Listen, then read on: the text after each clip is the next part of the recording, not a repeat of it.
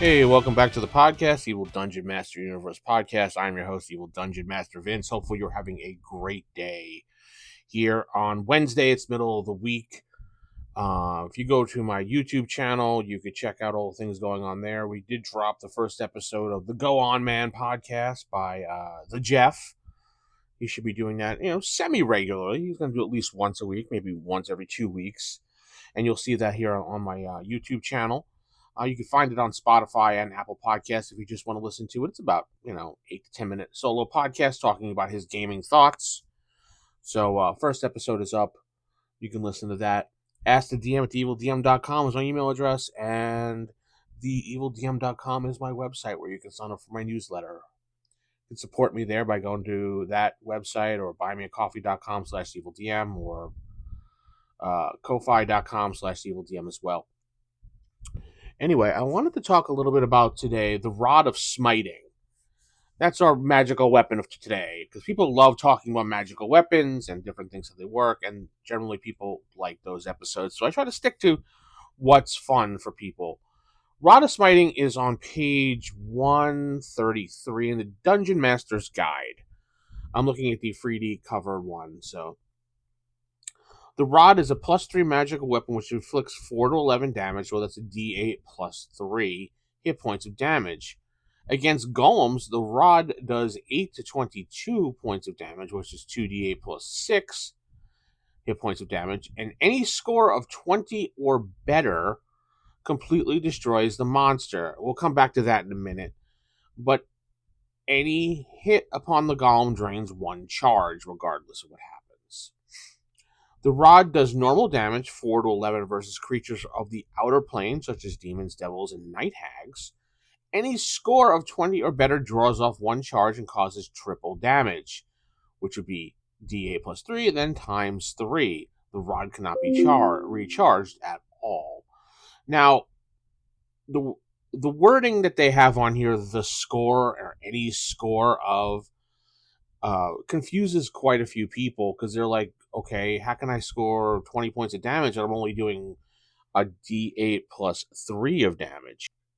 No, because what they mean by a score of 20 better is they mean a roll to hit of a natural 20 or higher will result in the drain of a charge of destroying a golem instantly or doing triple damage. That's all that means. The rod is a +3 magical weapon. Now, as a DM, you could decide how you want to rule that, but I've seen some people do a +3 to hit and +3 to damage. But in this instance, it's only going to be a +3, which looks like a +3 to damage.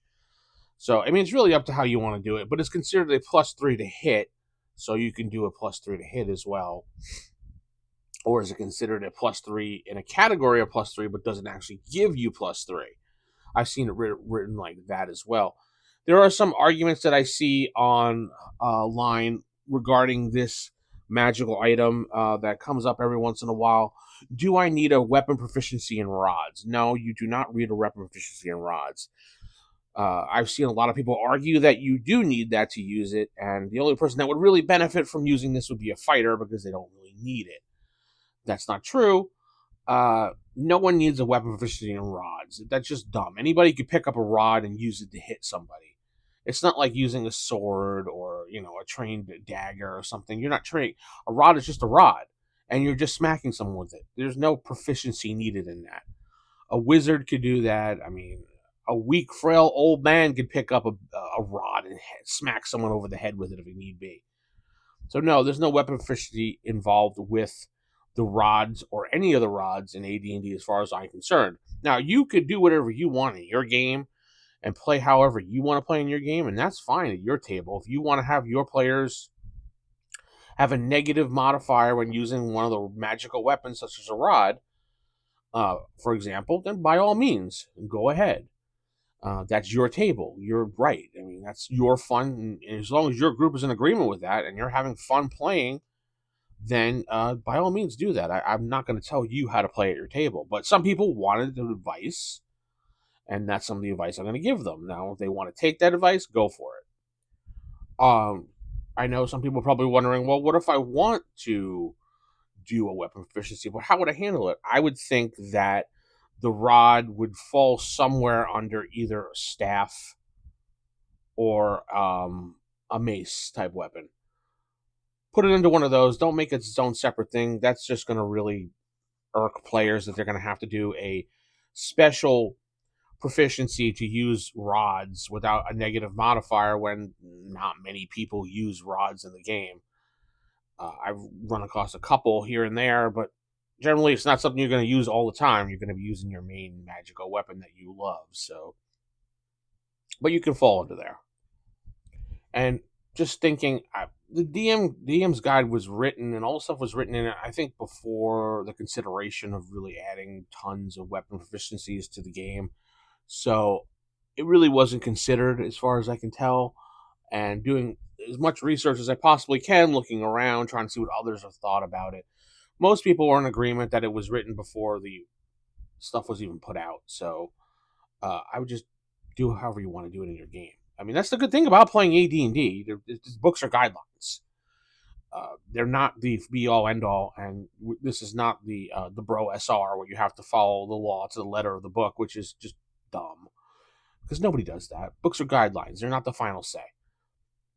Let's keep looking here. And now I know there's some of you out there that use the weapon versus AC modifiers and things like that, like speed and stuff like that versus weapons. I don't use any of that stuff. I think it's just ridiculous to do that stuff, but that's my opinion.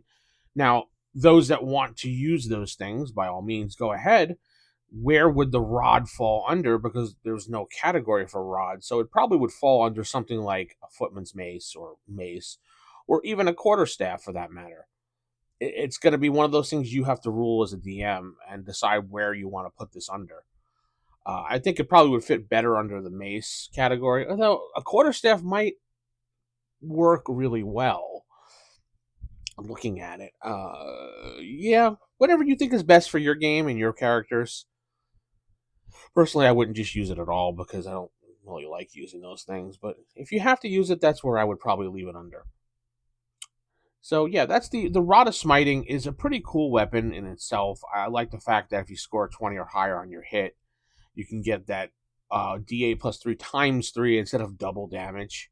It's triple the amount of damage, but you use a charge up. Again, charges are generally a certain amount, and every DM I've ever played with, charges were generally hidden from me, unless I specifically went and tried to figure it out, and most of the time I never got straight answers on how many they were, because I remember Joe, when we used to DM, would be like, the magic user can only determine it's around 20-something, but he can't give you an exact number. He would do things like that. I don't know. It's really how you want to handle it in your campaign. You don't have to tell players at all, so. But tell me what you think about the Rod of Smiting. I think it's a pretty cool weapon to have, and you get to do better damage than a normal just staff, or, sometimes even better than a sword, longsword, I think, at least. Yeah. And plus the ability to score 3 times the damage, I would definitely hold on to this rod and use it as one of my main weapons. But then again, that charge, well, what are you going to do? Tell me what you think in the comments below. I'm going to head out. Keep it original, keep it old school. Good night. God bless, and keep those AD&D fires lit. Good night.